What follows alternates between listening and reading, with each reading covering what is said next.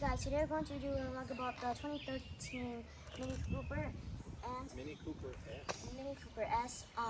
This Mini Cooper S is a really nice vehicle, and some of the features on the outside.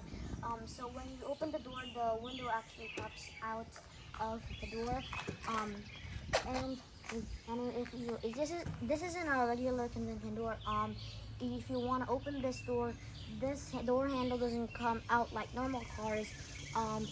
You have to actually, there's a hinge on this part of the door, and you have to squeeze it, and then this opens. Now to go on the interior. So one of the features of this car is that you can shift into either manual or automatic. You also have paddle shifters, and the miles per gallon is actually really nice. If you're just cruising, then you get 50 miles per gallon. But if you're not, then you're going to get 7 if you hit the accelerator. This goes to 1 to 150 miles per hour. It actually goes to 170 kilometers if you count by kilometers. And so the pedals look really different. They're not rubber pedals, there's actually metal, as you can see over there, but those are actually really nice. Unlike most cars I've reviewed, the pedals were in the back and it's really small. This one is actually really nice since I can actually reach it. And also it has a manual and automatic transmission. And you have your parking brake over here. It has 6 speed. Your speedometer's over here, and you have, so it's separated. So normally it would be over here, but your speedometer is actually separated, and this is where you would put your infotainment system. But since this is a 2013 and probably a lower model, this doesn't have one. Wait, no, this isn't actually a lower model. This is the sport model. So this is actually a really fast model, and it's for sport. And the seats are actually really nice. Most cars I've been in, they have fabric seats, but this one is leather. And this isn't the leather that tears off. And as you can see, this one stays on. It has really good thigh support. And you have 2 cup holders over here, and you have your controls over here. You don't have a sunroof on this car, so normally this would be your sunroof controls, but this is where you control your airbags right there. And normally this would be your lights, but you can't open your light over here, but there is one back there. There's an airbag sensor over there, so there's passenger airbags, and there's also the front passenger airbag, and then you also have the driver's airbag. And the door handles inside are actually really different. These door handles are shaped like this. In most cars, they're shaped horizontally, and you actually have lots of space over here. Normally, this would be a storage space, and this would have little space, but you could actually fit things that are longer instead of wider, since this isn't blocked off.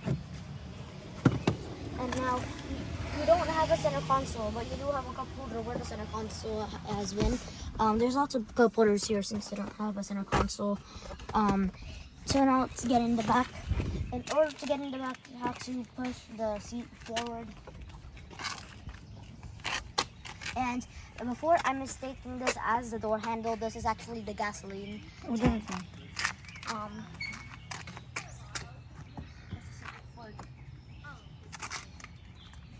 So there's probably 2 ways to get in the back, but one way to do it is you just pull this lever and that will go forward. But the way I was taught, there's a lever between the seats right over here. You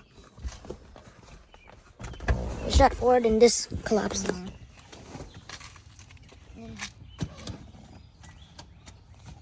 it reclines, and then now you go into the back. And then you just forward like this.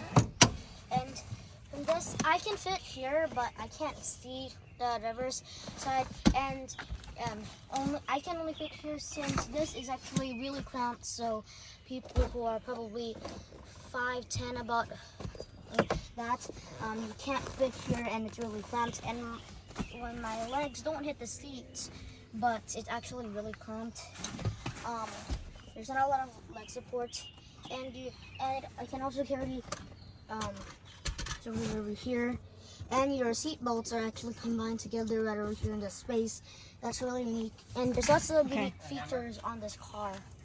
So you have a storage space over here. It's actually real light, and the seat in the back seats are actually made of leather.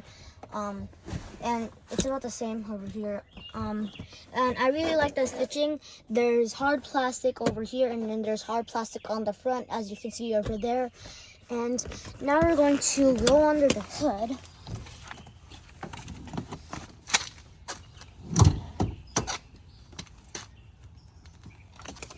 So as you can see here in the engine, my hands are actually getting really dirty. This are actually Fiat Chrysler. Fiat actually got out of the US before and then came back. I've heard that Fiat Chrysler isn't as really good, and the quality is actually really bad.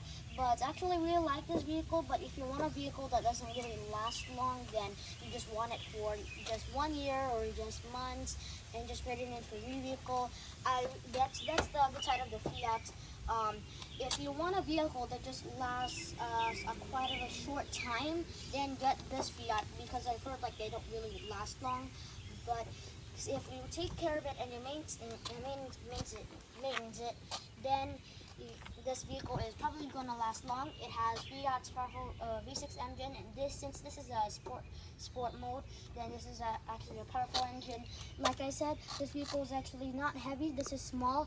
This vehicle has 50 miles per gallon. If you cruise, if you hit the accelerator, we're gonna get 7. Now we're gonna close the hood. And the conclusion of this vehicle is that this vehicle is really good. If you want a vehicle that gets good gas mileage and you're just keeping it for a short time, then I prefer get this vehicle. But if you want a vehicle that lasts long, then I say that get another vehicle. An alternative of this vehicle that actually lasts long is the Toyota CR-V or a Toyota RAV4. It's almost about the same size, but it's actually more reliable than this, and that's the downside of this, is that the quality of the manufacturing isn't that good, and there's lots of recalls on this vehicle. And so if you want like a really fast car, and if you want a vehicle that has good gas mileage, then get this car. But if you want a reliable vehicle, then get a Toyota or something else that is a Japanese brand product.